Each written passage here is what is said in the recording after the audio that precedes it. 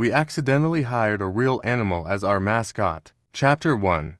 A team needs a mascot. The home run Hawks had a problem. They were not losing because they were bad at baseball, and they were not losing because they didn't try hard. They were losing because something just felt quiet. The stadium used to shake with cheering fans. Now it echoed with empty seats and soft claps that sounded like polite tapping instead of excitement. Even the players felt it. Did anyone hear the crowd last game? One player asked as they packed up their gear. There was a crowd. Another answered.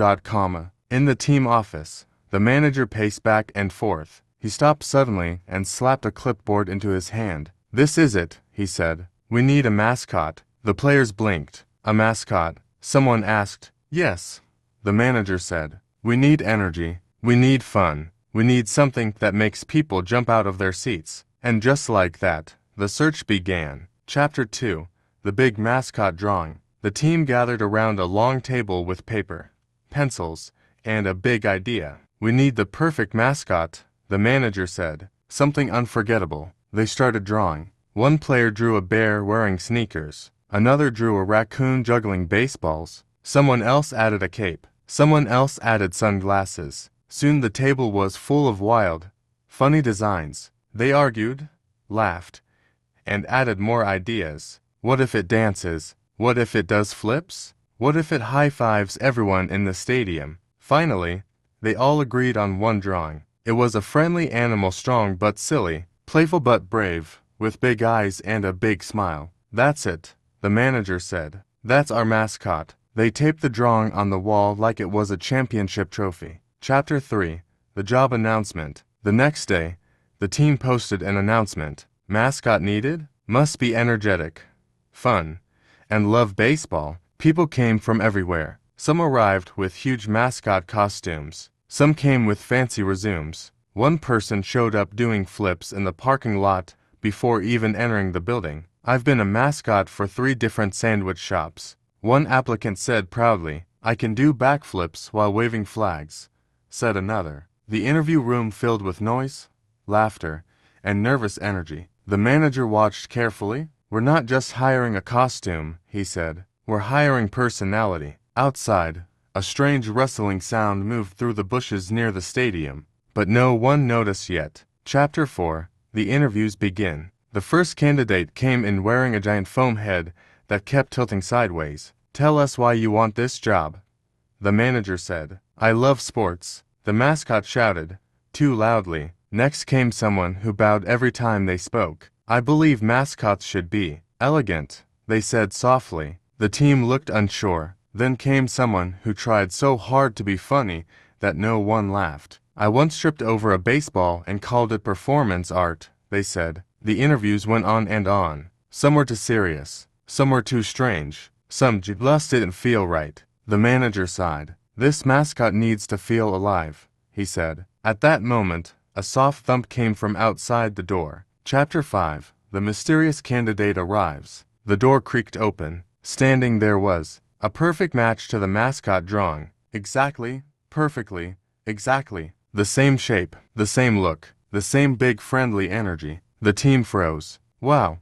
One interviewer whispered, that costume is incredible. The performer tilted its head and blinked. Okay, the manager said slowly. You can take off the mask now. No response. You can take it off, he repeated. Still nothing. Instead, the mascot did something unexpected. It sat down, scratched behind its ear, and gave a playful little hop like it was excited to be there. The room went silent. That has to be the best performer we've ever seen, someone whispered. No one realized they were already wrong. Chapter 6.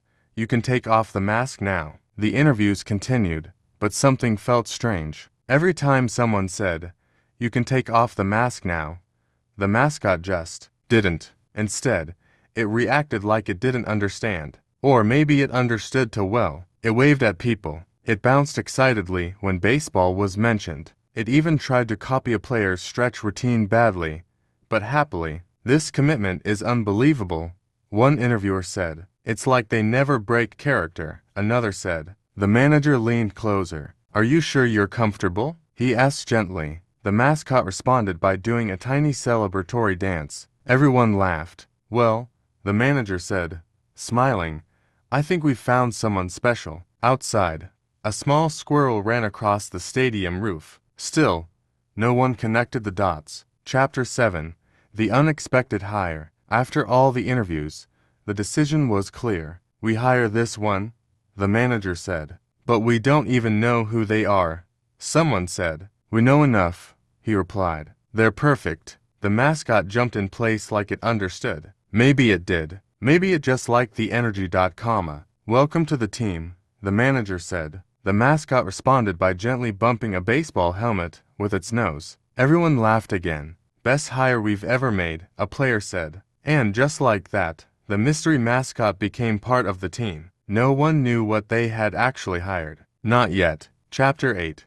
First game at the stadium. Game day arrived. The stadium lights glowed bright. Fans filled the seats again, curious about the new mascot everyone was talking about. Then it happened. The mascot ran onto the field. The crowd went wild. It didn't just wave, it performed. It danced. It spun.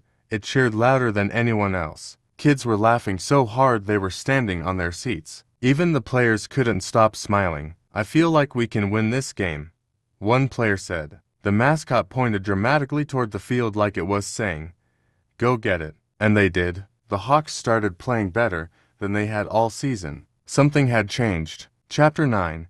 The team comes alive. After that game, everything improved. The mascot was everywhere, dancing in the stands, cheering from the dugout, celebrating every hit like it was the greatest moment in baseball history. When a player struck out, the mascot ran over and gave a supportive thumbs up. When a player hit a home run, the mascot did 3 backflips and nearly knocked over a hot dog stand. The fans loved it. The players loved it more. We can't lose with that energy around, one said. The stadium started selling out every game, and still, the mascot never spoke. It just did. Chapter 10. The Legend of the Mascot. By the end of the season, the Home Run Hawks were the most exciting team in the league. People came not just for baseball, but for the mascot.